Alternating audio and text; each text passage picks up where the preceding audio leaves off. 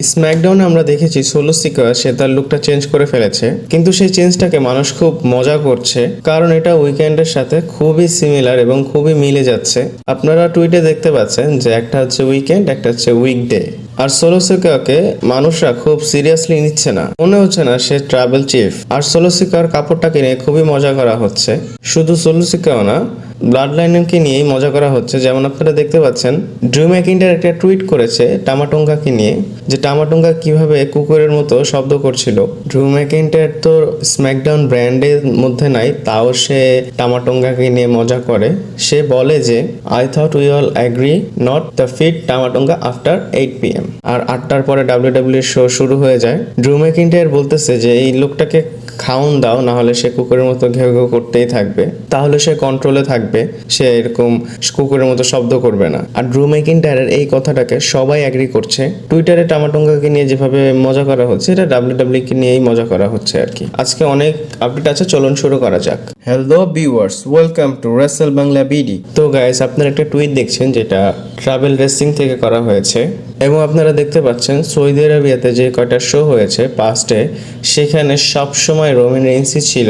তো এবার Roman Reigns Saudi আরবিয়ার কোনো পার্টি না। এখানে আপনারা একটা জিনিস নোট করতে পারেন। নোট করার বিষয়টা কি, যে রোমান রেইন্সের রিটার্নটাকে ডাব্লিউডাব্লিউ কতটা ইম্পর্টেন্টলি দেখছে এবং স্পেশালও মানতেছে।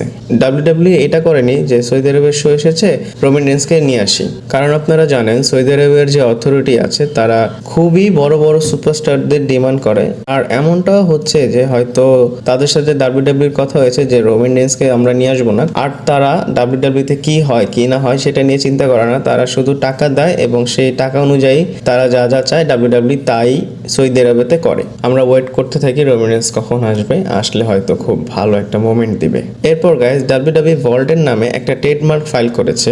আমি এটা টুইটারে দেখছিলাম এবং আমার মনে হচ্ছিল যে ডাব্লিউডাব্লিউ এটা হয়তো কোনো প্রিমিয়াম লাইভ ইভেন্ট বা তাদের কোনো নতুন প্রোগ্রামের জন্য হয়তো ট্রেডমার্কটা করেছে, বা ডাব্লিউডাব্লিউ ডিজিটালি কোনো কিছু করার চেষ্টা করতেছে। কারণ আপনারা হয়তো দেখছেন ডাব্লিউডাব্লিউ স্পিড একটা নতুন শো হচ্ছে, সেটা নিয়েও কিন্তু টুইটারে খুবই চর্চা হচ্ছে।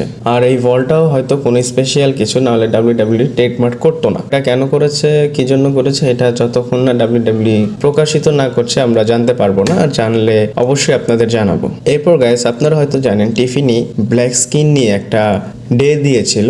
আর আমেরিকাতে এরকম কালো মানুষকে নিয়ে খুবই ভেদাভেদ করা হয়, আর এটা নিয়ে অনেক কিছু হয়, আপনারা হয়তো জানেন। টিফিনি যে কমেন্টটা করেছে সেটা নিয়ে ডেভ ম্যাডিসন বলে যে টিফিনি এখন যেরকম পপুলার, সে যদি সেরকম পপুলার না হতো তো এটা ধরে নিতে পারেন যে এতক্ষণে ট্রিপল এইচ তাকে ফায়ার করে দিত। আর পপুলারিটি কি আপনারা হয়তো জানেন, সে এখন নাম্বার 2-তে আছে মার্চেন্ডাইজ সেলারের মধ্যে। আমি আপনাদের আমার ভিডিওতে বলেছিলাম, এর জন্য টিফিনি একটু সুযোগ পেয়েছে, না হলে টিফিনিকে ট্রিপল এইচ ফায়ার করে দিত।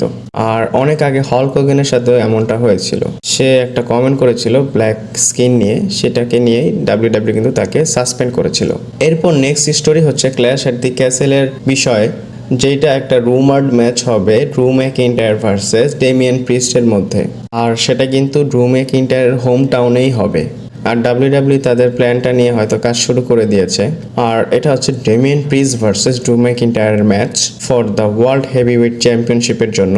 আর ড্রু ম্যাকিন্টায়ারকে যে ব্রেকটা দিয়েছে ডাব্লিউডাব্লিউ, সেটা এর জন্যই দিয়েছে সে যেন ক্ল্যাশ এট দি ক্যাসেলে পুরোপুরি ফিট ভাবে যেতে পারে এবং সেখানে ভালো একটা পারফরমেন্স করতে পারে। আর যদি ড্রু ম্যাকিন্টায়ার এই ইনজুরিটাকে ক্যারি করতো তাহলে সে 100% ফিট থাকতো না। আর এই ম্যাচটা অবশ্যই মেইন ইভেন্ট ম্যাচ হবে হেভিওয়েট চ্যাম্পিয়নশিপের জন্য ড্রু ম্যাকিন্টায়ার এবং ডেমিয়ান প্রিস্টের মধ্যে। হয়তো ডেমিয়ান প্রিস্ট এই ম্যাচটা হারতে পারে এবং ড্রু ম্যাকিন্টায়ার এই ম্যাচটা জিতে তার মোমেন্টামটা নিতে পারে। আজকের ভিডিও এই পর্যন্তই ছিল। ভালো লাগলে লাইক কমেন্ট শেয়ার করবেন, আর এরকম ভিডিও পেতে চাইলে সাবস্ক্রাইব করে পাশে থাকবেন।